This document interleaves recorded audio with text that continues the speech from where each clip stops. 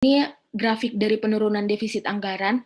Kalau kita perhatikan dari 2019 ke 2020 dia mengalami penurunan, walaupun tetap ada defisit, tapi defisit anggarannya negara itu masih dijaga di batas wajarnya.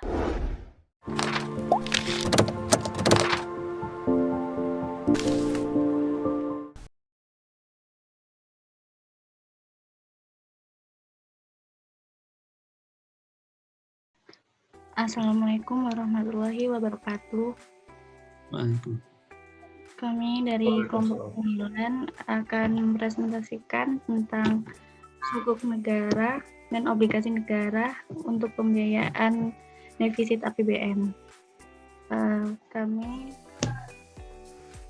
Kelompok kami ada saya, Andaron Fika, dan Said Rafli. Apa perlunya negara berhutang? Yang pertama dan utama itu untuk menjaga momentum dan menghindari opportunity loss.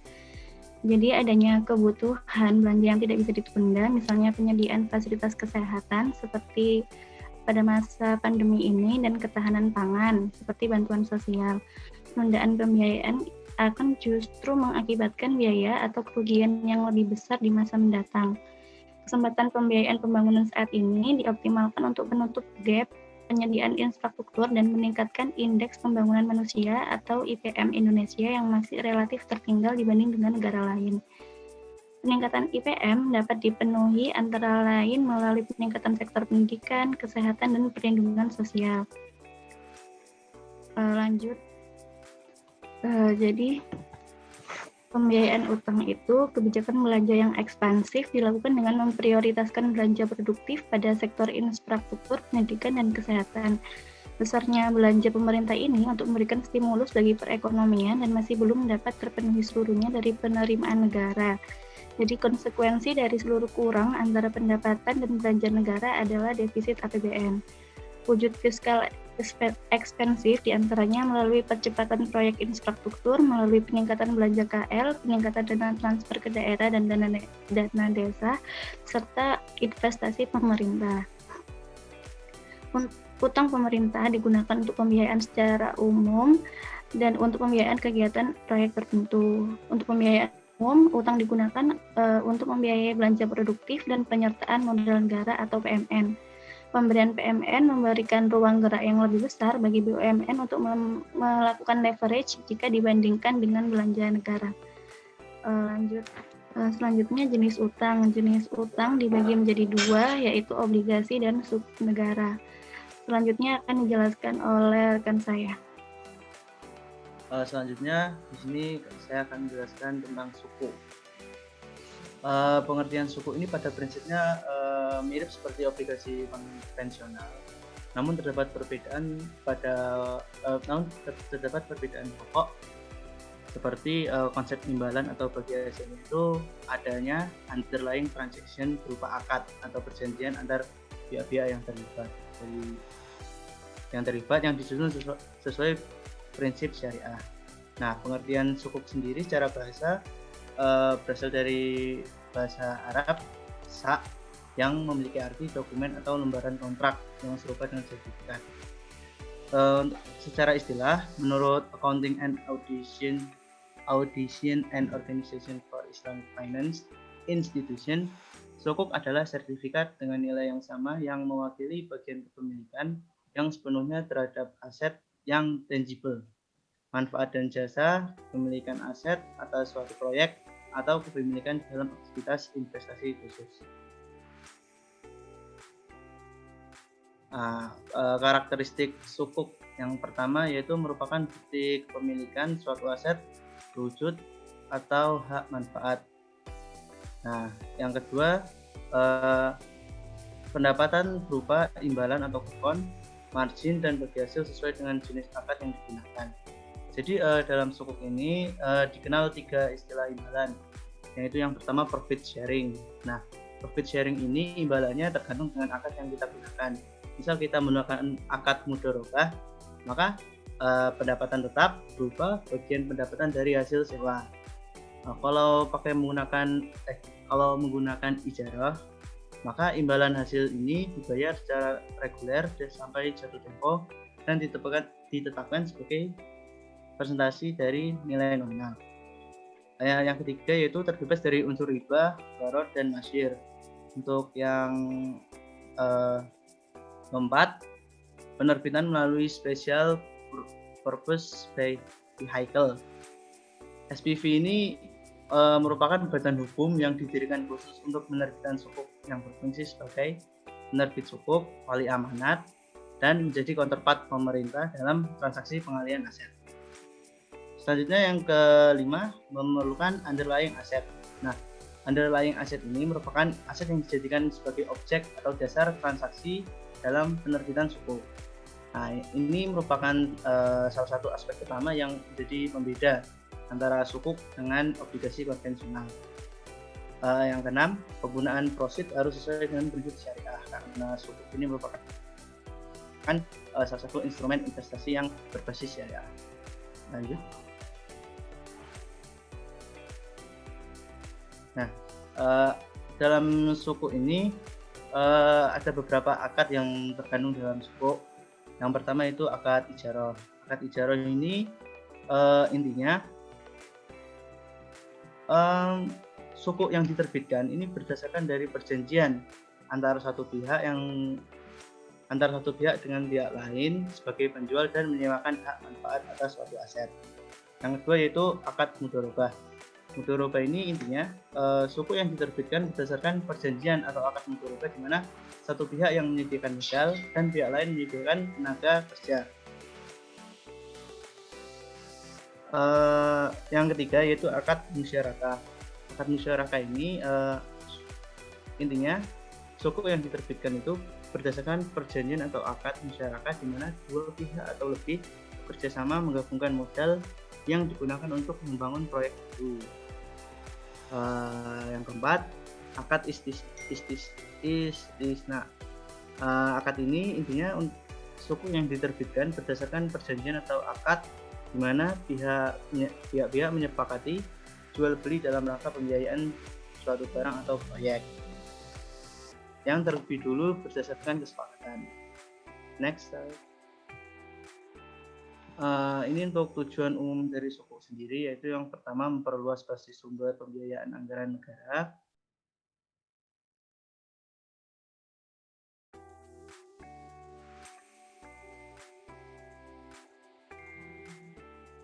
Nah, jadi sukuk ini secara umum terdapat dua jenis, yaitu yang pertama sukuk yang diterbitkan oleh korporasi dan kedua yang diterbitkan oleh negara. Untuk pembahasan kali ini kami akan membahas sukuk yang diterbitkan oleh negara yang lebih dikenal dengan sebutan SBSN. Nah, sukuk negara ini merupakan surat berharga syariah negara yang diterbitkan oleh pemerintah berdasarkan syariah Islam sesuai dengan Undang-Undang Nomor 19 Tahun 2008 tentang surat berharga syariah negara.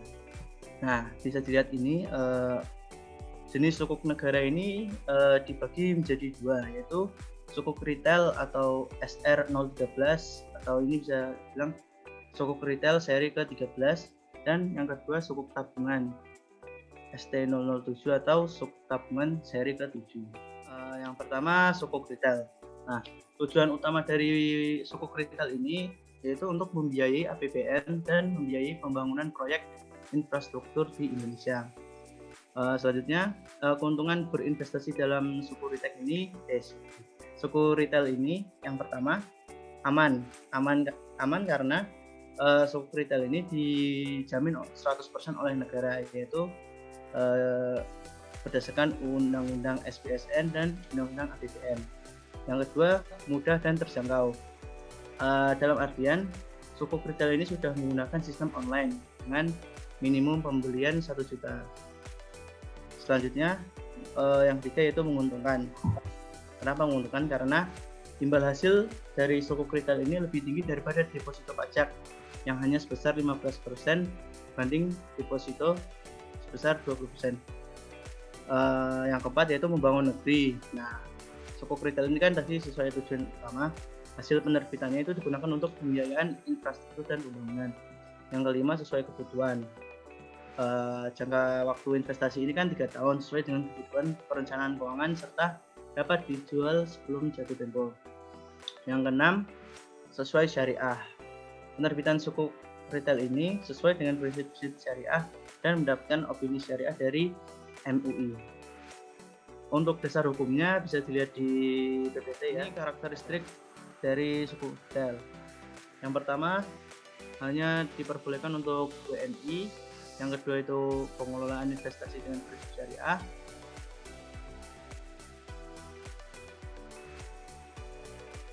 Selanjutnya yang kedua yaitu sukuk tabungan.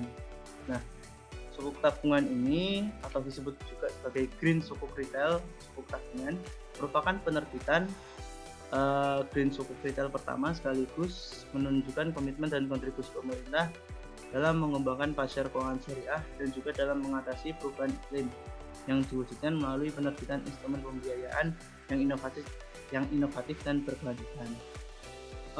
Keuntungannya sama mungkin secara garis besar sesuai dengan sama dengan sukuk retail, yaitu pokok dan imbalan dijamin oleh negara, tingkat imbalan kompetitif di mana artinya itu lebih tinggi daripada tabungan deposit bank. Terus yang ketiga, imbalan mengambang karena tadi sukuk tabungan ini merupakan investasi dengan bunganya yang majemuk, maka menggunakan imbalan mengambang.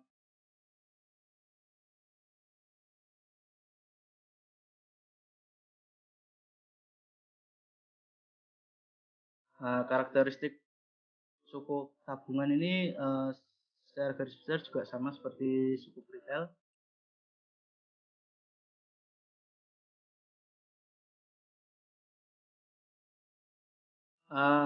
Setiap instrumen investasi pasti memiliki resiko ya. Nah, untuk resiko dalam sukuk ini yang pertama yaitu resiko gagal bayar. Nah, resiko gagal bayar ini adalah ketidakmampuan penerbit untuk membayar kupon atau mengembalikan pokok obligasi. Selanjutnya yang kedua itu resiko likuiditas. Risiko ini merupakan potensi kerugian apabila sebelum jatuh tempo pemilik sukuk retail yang memerlukan dana tunai mengalami kesulitan dalam menjual sukuk retail di pasar sekunder pada harga yang wajar. Nah, ini untuk mitigasinya, investor dapat menjual melalui mitra distribusi atau bank dan lembaga keuangan lainnya. Yang ketiga yaitu risiko pasar. Risiko pasar ini merupakan potensi kerugian bagi investor apabila terjadi kenaikan tingkat suku bunga yang menyebabkan penurunan harga sukuk retail di pasar sekunder. Nah, untuk cara memitigasinya itu apabila harga sukuk retail di pasar sekunder sedang mengalami penurunan, maka sebaiknya tidak dijual terlebih dahulu. Next.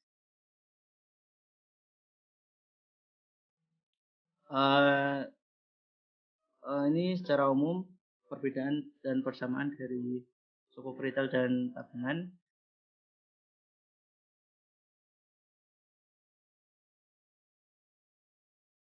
Nah, ini bisa dilihat kontribusi sukuk negara dalam pembangunan selama 2020. Sebaran alokasinya juga bisa dilihat terdapat pembangunan pada jalur kereta api, pembangunan jalan, dan seterusnya. Selanjutnya akan dijelaskan oleh rekan saya. Yang selanjutnya yang dibahas adalah obligasi.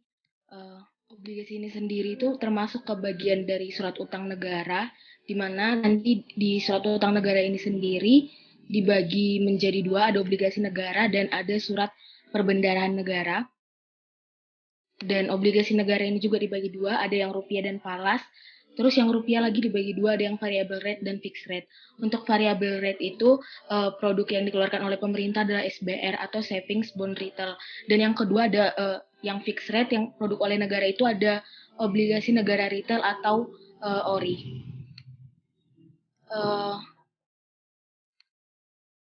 Tujuan penerbitan surat utang negara untuk investor retail itu ada 5. Yang pertama itu memperluas basis investor di dalam negeri.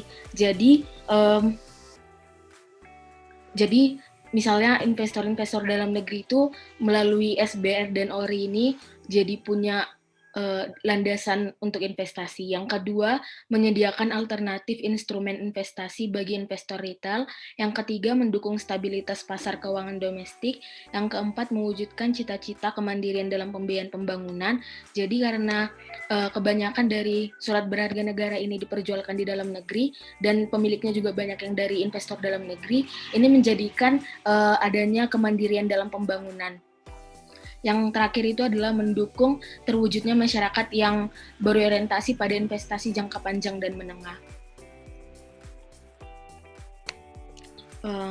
Jadi pengertian obligasi menurut KBBI sendiri itu merupakan surat utang pinjaman dengan bunga tertentu dari pemerintah yang dapat diperjualbelikan. Sebenarnya bukan hanya dari pemerintah, tapi dari perusahaan-perusahaan lain juga. Seperti yang kita pelajari di AKM. Nah, untuk obligasi sendiri, obligasi ini merupakan efek atau surat berharga yang dikeluarkan dalam hubungannya dengan perjanjian peminjaman, sehingga sering disebut sebagai surat utang. Nah, si peminjam akan mengeluarkan atau menjual obligasi kepada si pemberi pinjaman untuk sejumlah uang. Nah, perjanjian itu mensyaratkan pihak yang mengeluarkan obligasi untuk melakukan pembayaran sesuai dengan tanggal dan spesifikasi yang telah ditentukan. Nah, sama seperti yang kita pelajari di AKM, unsur-unsur dari obligasi sendiri itu ada issuernya atau penerbitnya, ada bondholder atau pemegangnya, ada par atau face value-nya, ada coupon rate, coupon payment, maturity, dan yield to maturity atau YTM. Selanjutnya, yang pertama adalah saving bonds retail atau SBR. Apa aja yang menjadi strukturnya?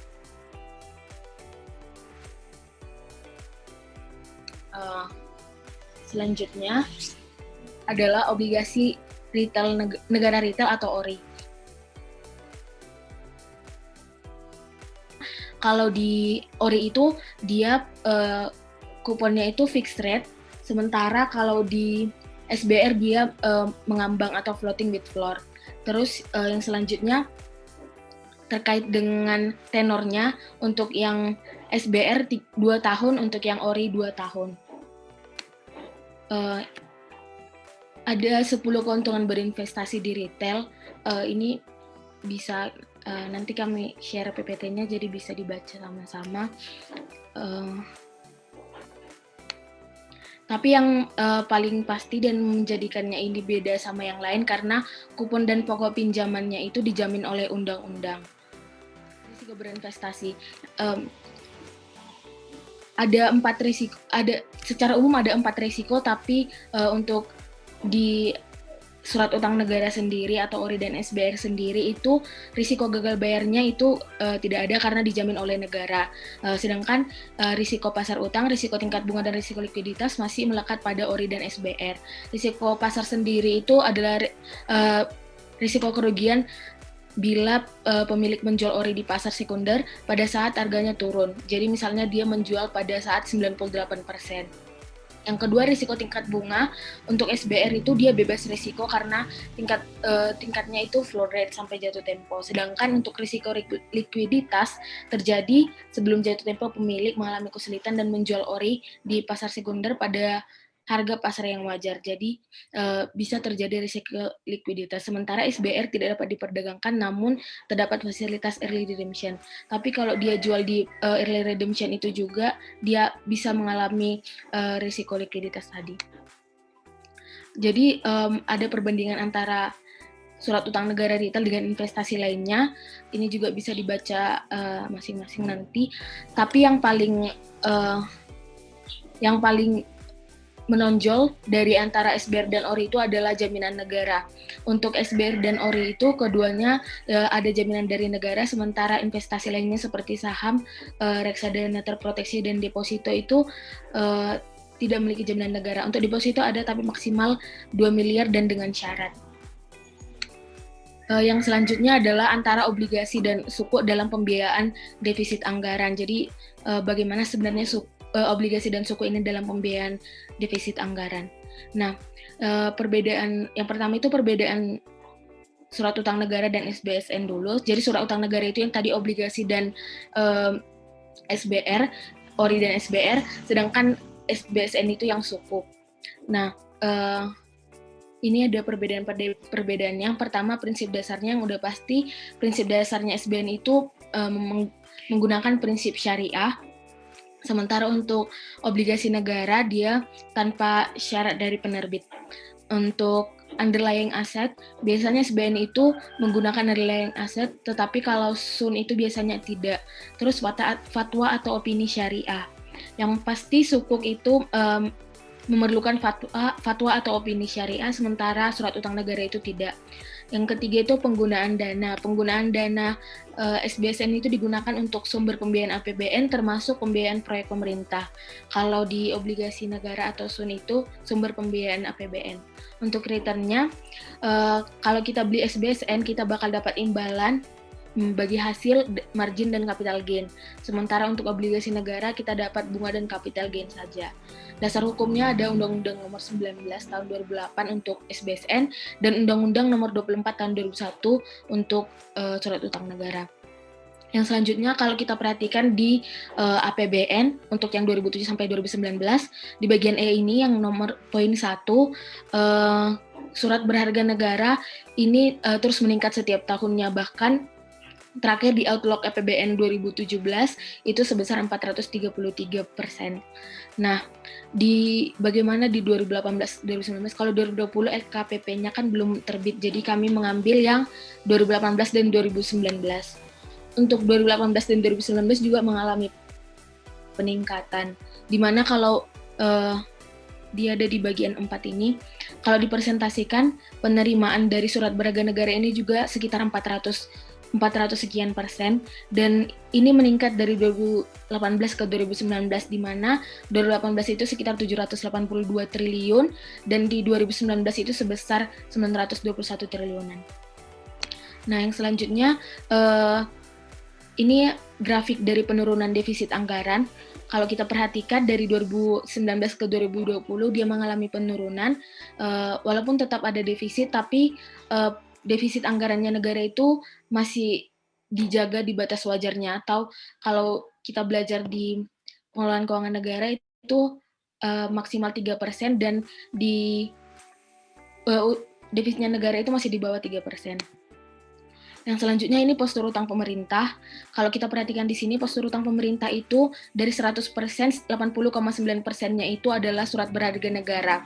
Dan dari 80,9% ini, 59%-nya itu di denominasi rupiah. Artinya 59% pemegang surat berharga negara ini adalah investor dari dalam negeri. Yang selanjutnya adalah ini outstanding SBN. Data ini kami dapat dari webnya DJPU per tanggal 7 Januari 2021.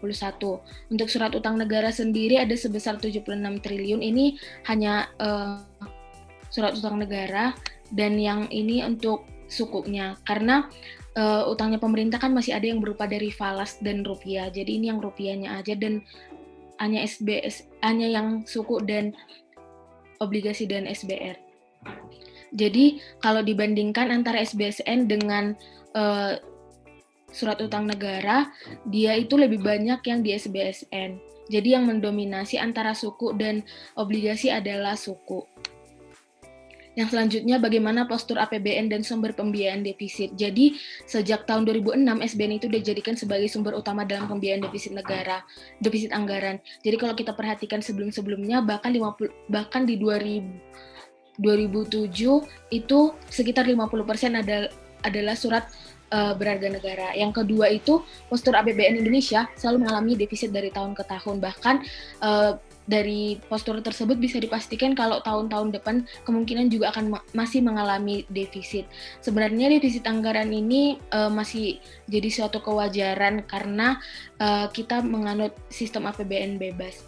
Yang selanjutnya yang ketiga, komposisi utang itu lebih banyak didominasi oleh SBN daripada pinjaman. Seperti yang sebelumnya ada 80% SBN.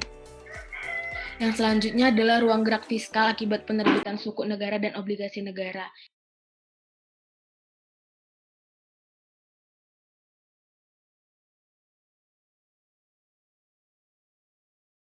Tapi karena keunikan penerbitan sukuk negara antara lain dengan skema bagi hasil dan mengharuskan adanya underlying asset, penerbitan suku negara diyakini mampu meminimalisir pembayaran yang diakibatkan dari risiko nilai tukar. Demikian presentasi dari kelompok kami. Ada pertanyaan? Izin bertanya. Ya, Diva. Buat yang di slide 39 ya kayaknya ya. Yang tentang tentang yang sejak tahun 2005 SBN kan dijadikan sumber utama dalam pembiayaan defisit anggaran ya. Mau tanya aja sih kenapa kok bisa begitu, sama katanya komposisi utang lebih banyak didominasi oleh SBN daripada pinjaman. Oh iya. Ya, jadi tadi kan ya yang di slide ini kan di situ kan dibilang sejak tahun 2006 SBN jadikan sumber utama dalam pembiayaan defisit anggaran. Pengen tahu aja sih kok bisa jadi begitu, kayak perkembangannya kayak gimana, sama yang poin ketiga itu komposisi utang lebih banyak didominasi oleh SBN daripada pinjaman.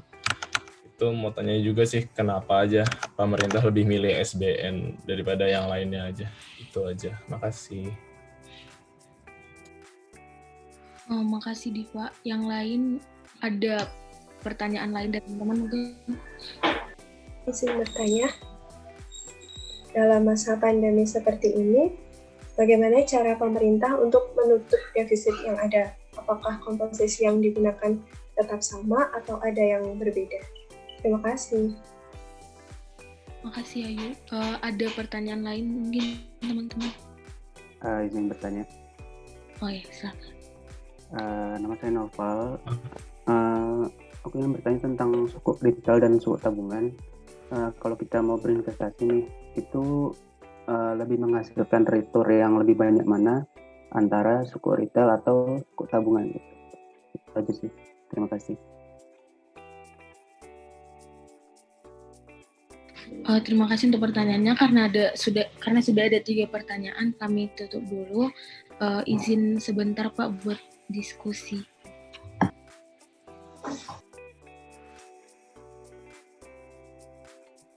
Izin menjawab pertanyaan dari Diva Pak. Seperti yang udah kami jelaskan sebelumnya itu, kalau utang negara itu 80%-nya itu dari SBN dan sekitar 59% itu dipegang oleh investor dari dalam negeri. Nah, dengan adanya pembiayaan APBN melalui utang itu mengalami pertumbuhan yang menurun dari awalnya 49% di 2015 itu menjadi minus 9,7% di 2018. Nah, dengan pembiayaan melalui SBN dia mengalami pertumbuhan itu dari 36,9% di tahun 2015 dan menjadi minus 12,2% di tahun 2018. Jadi selama 2015 sampai 2018 sendiri pertumbuhan pembiayaan APBN melalui utang justru negatif, artinya ada penambahan utang terus diupayakan menurun. Sehingga dengan ada, kalau kita lihat juga di slide ini sendiri, surat berharga negara kan cenderung naik terus-menerus dibandingkan dengan pinjaman-pinjaman lainnya. Nah, seiring dengan berjalannya waktu juga defisit semakin turun. Jadi bisa dibilang SBN ini membantu negara untuk menurunkan defisit anggarannya. Nah, kenapa pemerintah lebih memilih untuk mengeluarkan SBN atau menambah SBN dibandingkan dengan pinjaman lainnya itu karena pemerintah memanfaatkan adanya pembangunan melalui utang yang bersumber dari dalam negeri, baik rakyat Indonesia maupun lembaga yang ada di Indonesia. Seperti yang pertama tadi, tujuannya itu supaya bisa jadi basis bagi investor di Indonesia, terus bisa juga menjadi penguatan untuk investor. Selain itu adanya pembangunan adanya kemandirian pembangunan. Nah, hal ini akan membawa kepada kemandirian pembiayaan pembangunan dari sumber dalam negeri dan memanfaatkan adanya peningkatan kualitas sumber daya manusia di Indonesia. Gimana, Diva? Oke, terima kasih. Terima kasih. Selanjutnya saya akan menjawab pertanyaan Ayu. Jadi untuk masa pandemi ini realisasi pembiayaan utang hingga akhir Mei 2020 mencapai 360,66 triliun yang terdiri dari realisasi surat berharga negara sebesar 344,98 triliun dan realisasi pinjaman sebesar 8,31 triliun. Cukup itu. Apakah sudah cukup, Yuk? Sudah, terima kasih. Ya, sama-sama. Izin untuk menjawab pertanyaan dari Naufal. Tadi pertanyaannya untuk dari suku retail maupun suku tabungan yang lebih mendapatkan return yang besar yang mana? Nah, jadi gini, untuk secara garis besar suku retail ini baik suku retail maupun suku tabungan sama-sama menguntungkan ya sifatnya, karena merupakan instrumen investasi yang aman karena risiko gagal bayar yang kecil, bahkan bisa dibilang tidak ada risiko gagal bayar.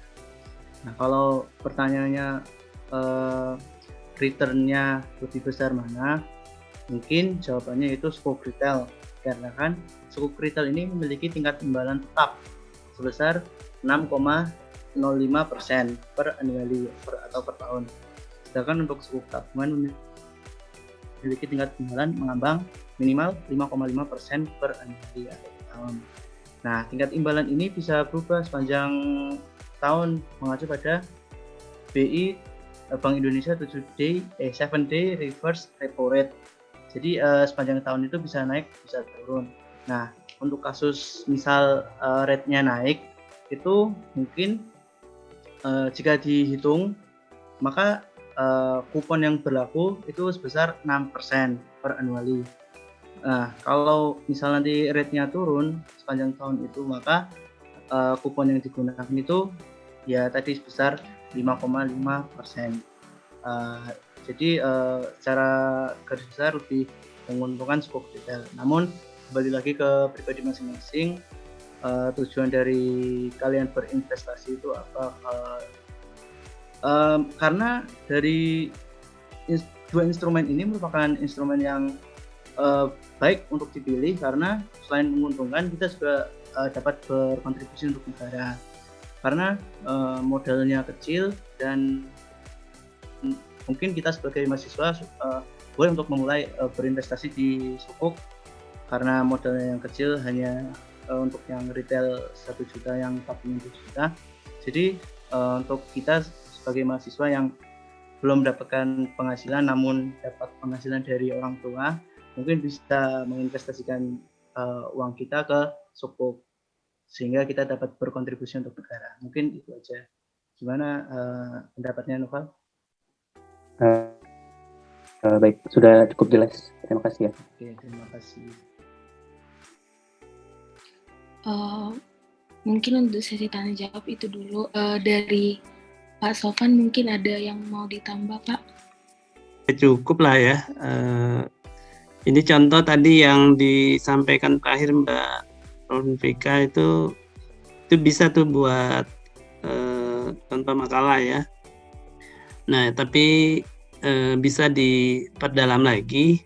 Nah, sebetulnya juga di PowerPoint seperti ini bisa ditambahkan, ada referensi juga nih yang ditayangkan tadi. Saya belum melihat ada referensinya. Itu sebetulnya dari penelitian atau apa gitu. Itu kalau misalnya dibuat dalam tulisan kan, kalau tulisan biasanya standar selalu ada referensi. Memang kalau PowerPoint kadang orang tidak secara khusus ya membuat referensi, mungkin karena memang bukan buat publikasi tapi buat dipaparkan gitu. Slide terakhir itu kayaknya. Nah, ini kan 1, 2. Nah, ini perlu, ini kan opini nih sebetulnya. Kita perlu memberi dukungan-dukungan ya untuk menyampaikan pendapat atau argumen ini. Yang lain sudah cukup bagus dan lengkap. Ya, terima kasih kepada kelompok 9 ya yang sudah memaparkan.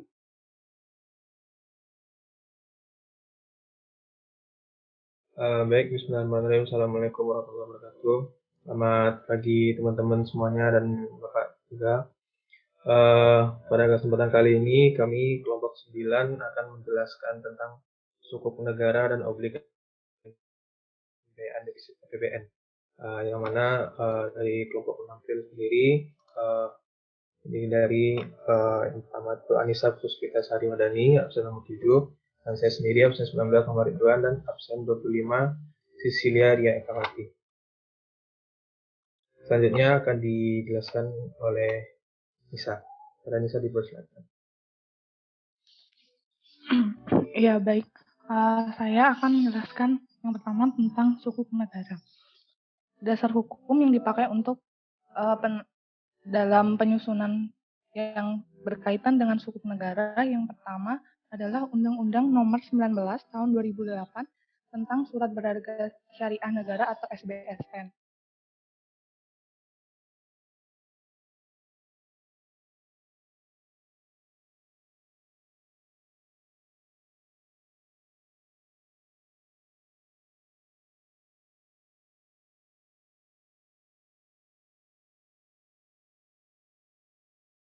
Tradability-nya, sukuk retail dapat diperjualbelikan di pasar sekunder, sedangkan yang sukuk tabungan tidak dapat, tetapi ada opsi early redemption. Kemudian imbalannya kalau sama-sama tetap dan dibayarkan tiap bulan. Lalu manfaatnya bagi investor kalau retail itu instrumen investasi, sedangkan sukuk tabungan berupa tabungan investasi. Selanjutnya, manfaat dan tujuan dari sukuk retail. Dari sukuk. Yang pertama adalah memperluas alternatif sumber pembiayaan APBN. Yang kedua, membiayai pembangunan proyek infrastruktur. Yang ketiga, mengoptimalkan pembangunan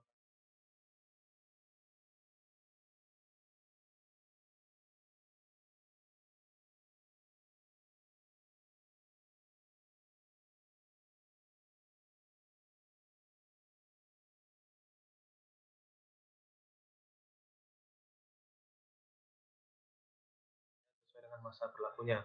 Secara umum SUN ada dua. Yang pertama adalah Surat Perbendaharaan Negara atau SPN.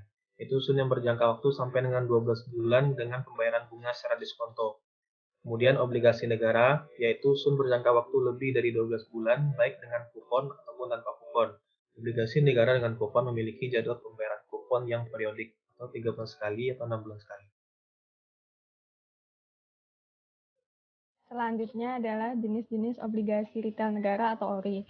Sampai sekarang, obligasi retail negara yang beredar itu ada ORI 015, ORI 016, ORI 017, ORI 018.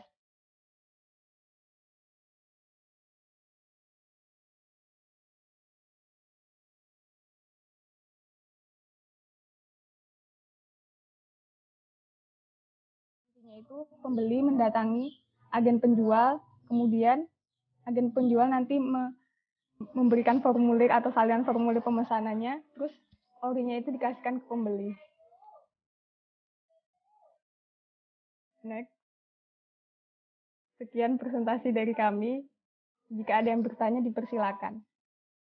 Sambil nunggu pertanyaan, mungkin bisa ke slide depan, Mbak.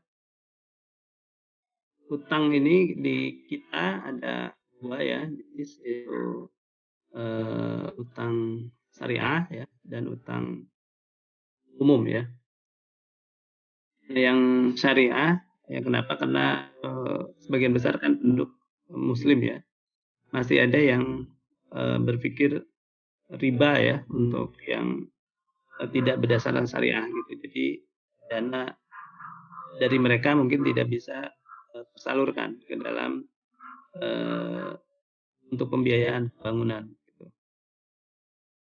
Nah, sebetulnya memang kalau kita melihat yang syariat ini, kan perbedaannya di kepastian saja barangkali ya, kepastian.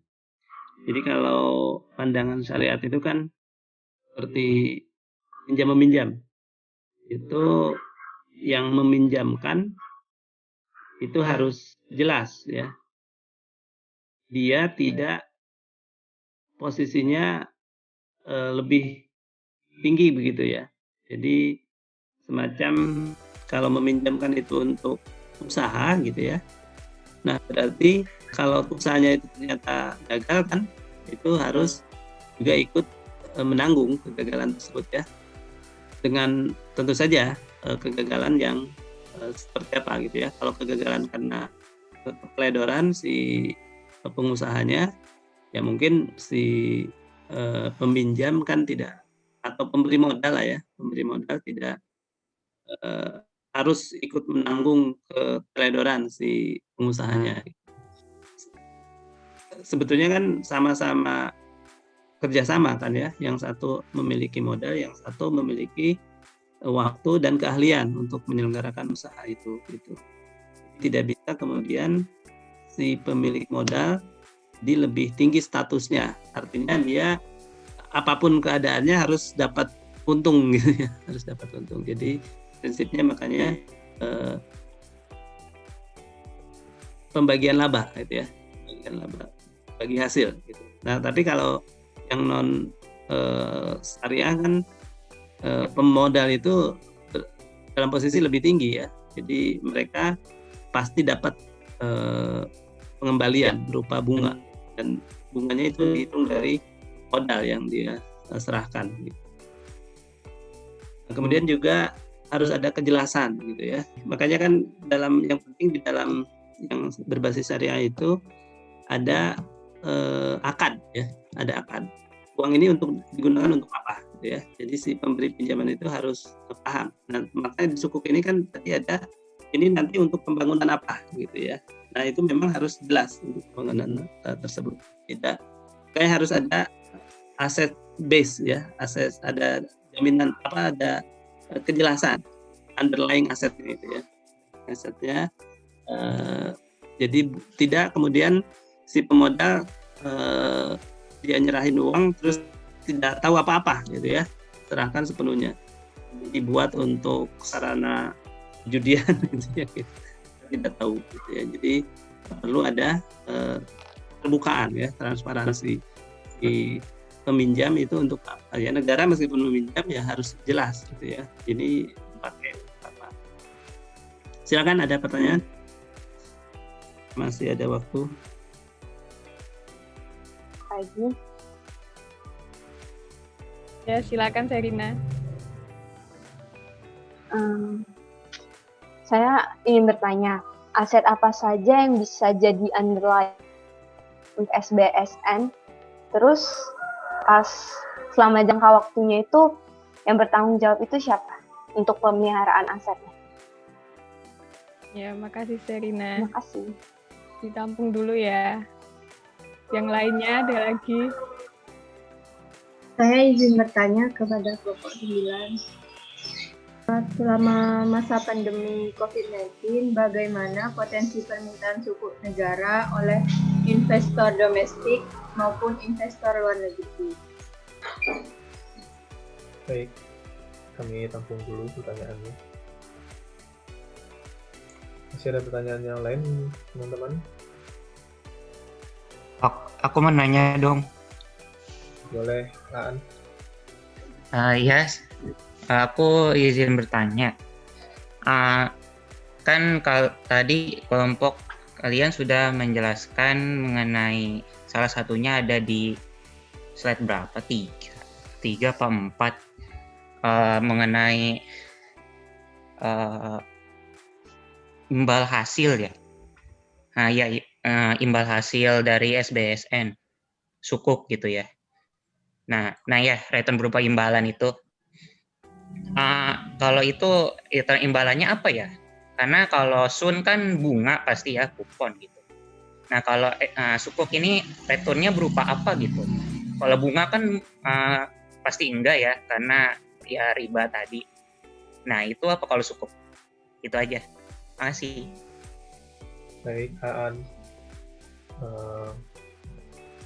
Pertanyaan teman-teman, kami coba mendiskusikan dulu jawabannya. Gimana? Nah, Tadi kan pertanyaan Serina, apa saja underlying aset pada sukuk sama siapa yang mengelola underlying aset pada SBSN.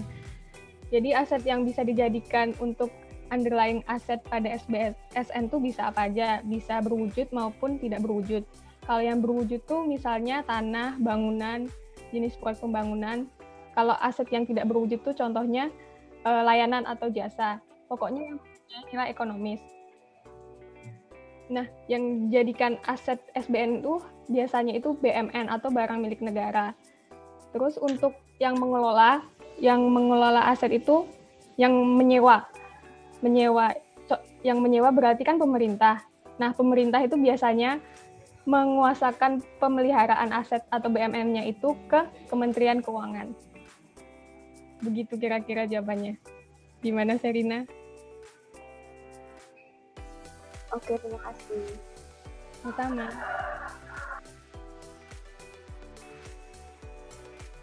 Selanjutnya saya ingin menjawab pertanyaan dari Eka ya tadi ya. Pertanyaannya itu potensi sukuk untuk investor domestik maupun luar negeri pada saat pandemi COVID-19. Nah, untuk di pasar domestik sendiri ternyata meskipun kita saat ini sedang pandemi yang dimana mungkin krisis ekonomi terjadi di seluruh dunia, tetapi kenyataannya penjualan dari sukuk retail itu mencapai 25,67 triliun yang merupakan targetnya itu melebihi dari target yang ditetapkan, yaitu hanya sebesar 5 triliun. Penjualan sukuk retail di masa pandemi COVID ini justru mengalami peningkatan dari sukuk retail yang sebelumnya ditargetkan, yaitu hanya sebesar 12,14 triliun. Nah, ini mungkin faktornya karena saat pandemi ini kita kan ada PSBB. Nah, jadi untuk investor-investor yang mempunyai dana itu karena ada pembatasan itu, jadi uang itu nggak terlalu mengalir, istilahnya idle pengeluaran. Nah, mereka itu memilih untuk berinvestasi di sukuk. Sementara untuk di pasar internasional, pemerintah itu menerbitkannya itu sukuk global. Sukuk global. Jadi sukuk global ini sukuk yang berdenominasi yang US dollar. Nah, penjualan sukuk ini di saat pandemi ini mencapai 16,66 miliar atau sebesar 6,7 kali di atas target yang ditetapkan, itu hanya sebesar 2,5 miliar saja. Dan pembeli dari sukuk global ini tersebar dari ada di Timur Tengah, Malaysia, terus di sebagian Asia, Indonesia sendiri, Amerika Serikat, dan juga Eropa. Begitu kira-kira jawaban dari Eka. Gimana? Baik, terima kasih jawabannya.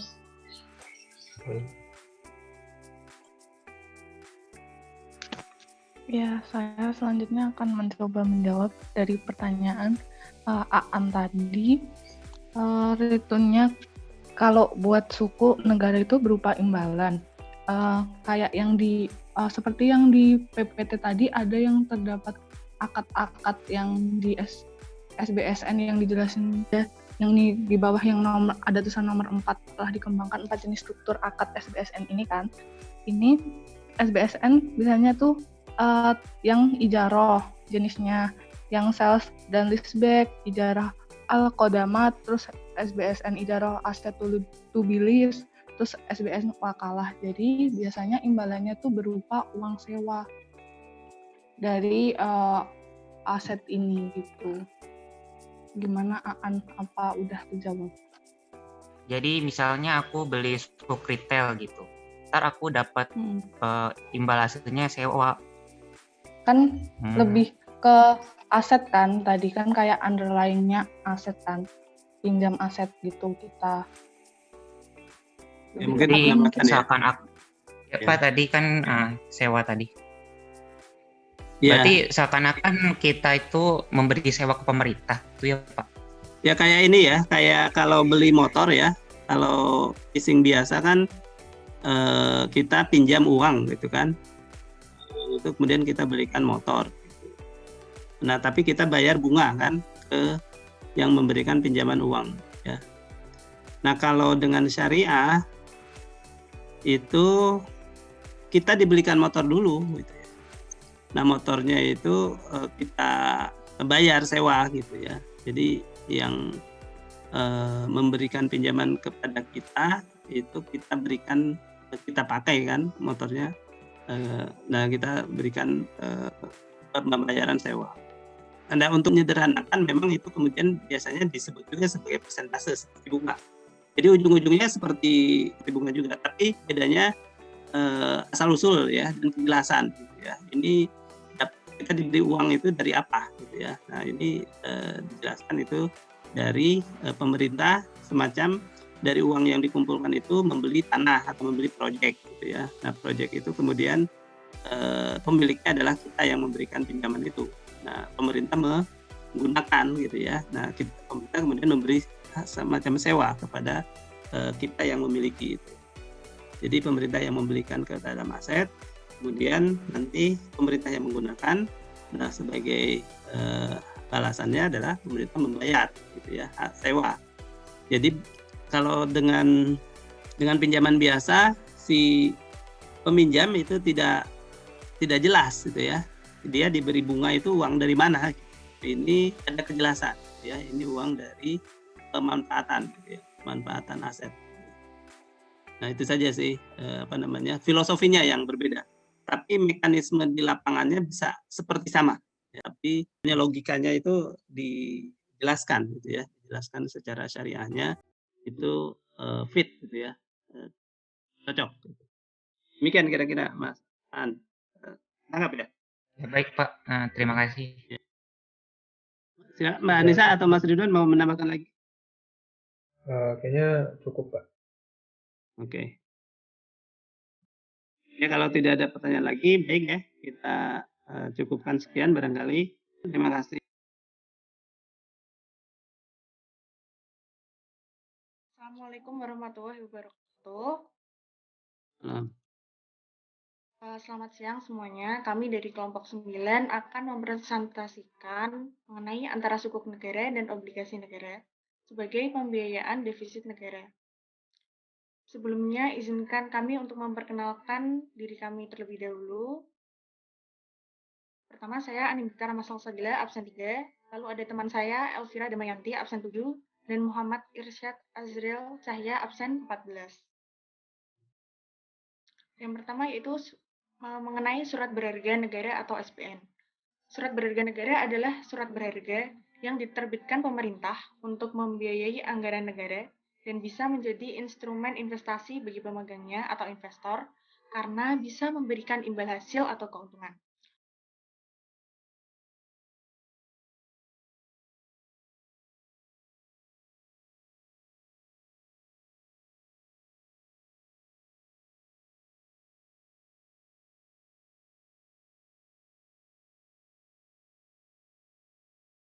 Lalu yang keempat ada risiko legalitas formal. Risiko ini terjadi ketika ada UU baru atau peraturan pemerintah yang terkadang juga menghambat atau memberatkan, baik dari sisi penerbit maupun investor. Lalu untuk selanjutnya, sukuk negara akan dilanjutkan oleh teman saya. Di sini saya akan menjelaskan tentang sukuk negara. Oke. Pengertian sukuk negara. Jadi menurut Undang-Undang Republik Indonesia Nomor 19 Tahun 2008 tentang Surat Berharga Syariah Negara atau SBSN, sukuk negara adalah surat berharga negara yang diterbitkan berdasarkan prinsip syariah sebagai bukti atas bagian penyertaan terhadap aset sukuk negara, baik dalam mata uang rupiah maupun valuta asing. Selanjutnya, apa tujuan penerbitan sukuk? Manfaat penerbitan sukuk negara. Risiko penerbitan sukuk negara ada 6. Yang pertama, risiko pasar disebabkan oleh perubahan nilai faedah pasar. Yang kelima, risiko counterparty, yaitu risiko yang difokuskan pada risiko moral hazard, risiko yang berhubungan dengan kelalaian partnership terhadap pengelolaan manajemen sukuk, khususnya bagi sukuk musyarakah dan mudharabah, yang menggunakan model pembiayaan profit sharing. Dan yang keenam, yang terakhir, yaitu risiko sesuai dengan syariah, yaitu pengurusan risiko dalam bentuk berhubungan dengan ketentuan syarak. Selanjutnya, dijelaskan perbedaan oleh Irsyad. Selanjutnya saya akan menjelaskan perbedaan apa dari obligasi negara dan sukuk negara. Prinsip dasarnya, obligasi negara surat berharga yang berupa surat pengakuan utang dalam mata uang rupiah maupun valuta asing yang dijamin pembayaran bunga dan pokoknya oleh negara Republik Indonesia sesuai dengan masa berlakunya.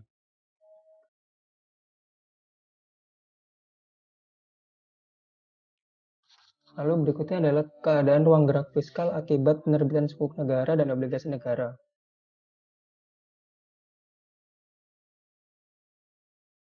Lalu berikutnya beban fiskal akibat pembayaran bunga utang.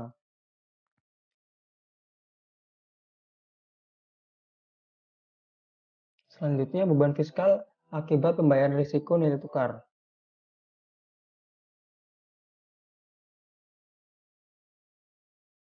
Sukuk negara mampu menjaga stabilitas perekonomian nasional berdasarkan beberapa fungsi sukuk negara, yaitu sukuk sebagai investasi, sukuk dalam mengelola lack of excess liquidity. Sekian presentasi dari kami. Apabila ada pertanyaan, silakan. Izin bertanya. Iya, silakan. Kedengeran ya? Halo? Kedengaran. Oke. Jadi aku Tenti dari absen 27 mau tanya. Kan dalam melakukan pembiayaan program pemulihan ekonomi nasional tahun 2020 kemarin, pemerintah tuh melakukan burden sharing dengan BI dengan menerbitkan surat utang negara. Nah, kira-kira itu tuh mekanismenya gimana? Makasih. Baik, terima kasih Tanti. Apa ada yang bertanya lagi? Izin bertanya. Ya, silakan. Tadi kan dijelasin kalau penerbitan sukuk sama obligasi itu punya resiko. Nah, ada nggak sih cara untuk meminimalkan resiko-resiko tersebut? Makasih. Oke, sama-sama. Ada lagi yang bertanya? Kalau tidak ada, mungkin kelompok kami akan berdiskusi lebih dahulu. Baik, saya Anin akan menjawab pertanyaan dari Tenti.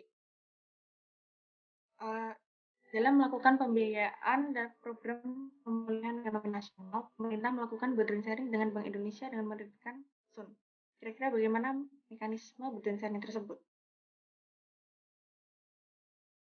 Jadi, mekanisme burden sharing ini didasarkan pada kelompok penggunaan pembiayaan untuk public goods atau benefit dan non-public goods atau benefit. Yang pembiayaan public goods menyangkut hajat hidup orang banyak yang terdiri dari pembiayaan di bidang kesehatan, perlindungan sosial, secara sektoral, kementerian atau lembaga, dan Pemda. Sedangkan pembiayaan untuk non-public goods menyangkut upaya pemulihan ekonomi dan dunia usaha yang terdiri dari pembiayaan untuk usaha mikro, kecil, dan menengah atau UMKM, korporasi non-UMKM, dan non-public goods lainnya. Nah, untuk pembiayaan public goods, beban akan ditanggung seluruhnya oleh BI melalui surat berharga negara atau SBN dengan mekanisme private placement dengan tingkat kupon sebesar BI reverse repo rate, di mana BI akan mengembalikan bunga atau imbalan yang diterima kepada pemerintah secara penuh. Sementara itu, pembiayaan non-public goods untuk UMKM dan korporasi non-UMKM akan ditanggung oleh pemerintah melalui penjualan SBN kepada market, dan BI berkontribusi sebesar selisih bunga pasar atau market rate dengan BI reverse repo rate 3 bulan dikurangi 1%.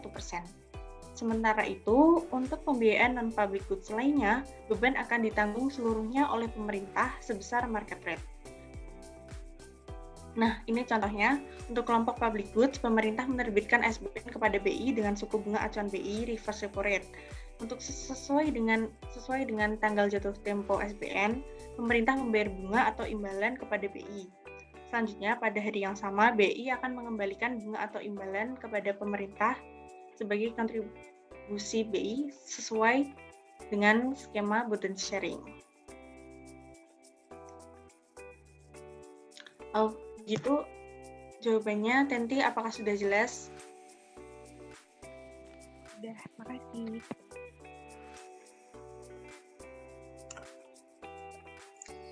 Baik, saya akan mencoba menjawab pertanyaan dari Novia terkait bagaimana cara memitigasi resiko-resiko yang ada. Sebenarnya kelompok kami belum menemukan suatu literatur yang membahas bagaimana cara memitigasi resiko utang dari sebuah negara gitu kan. Tapi menurut saya di Indonesia dengan menguatkan penerimaan pajak dapat menjaga sustainability dari pengelolaan keuangan itu sendiri. Jika sampai terjadi suatu hal yang membuat perekonomian turun dan membuat susah untuk membayar utang atau menjalankan kewajibannya, menurut kami negara akan menjalankan restrukturisasi utang, bisa reprofiling, bisa refinancing, dan lain sebagainya. Lalu untuk menjaga risiko dari valuta asing, negara itu biasanya melakukan lindung nilai atau hedging, yaitu untuk menjaga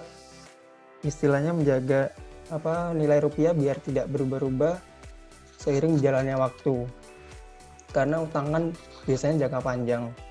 Lalu untuk suku, karena dia sistemnya ada akadnya, di situ negara bisa menyesuaikan akadnya agar risiko-risiko yang ada itu terminimalisir. Mungkin sejauh ini kami bisa menemukan itu saja sih. Apakah menjawab, Novia? Iya, makasih ya jawabannya. Oke, sama-sama. Apa ada yang bertanya lagi? Izin bertanya. Ya, silakan. Nama saya Adria Wibawa, absen 24. Saya izin bertanya Pak, bertanya pada kelompok yang berpresentasi. Sekarang kan jadi ekonomi semuanya melemah di berbagai lini. Jadi bagaimana itu menjawab soal resesi? Terima kasih.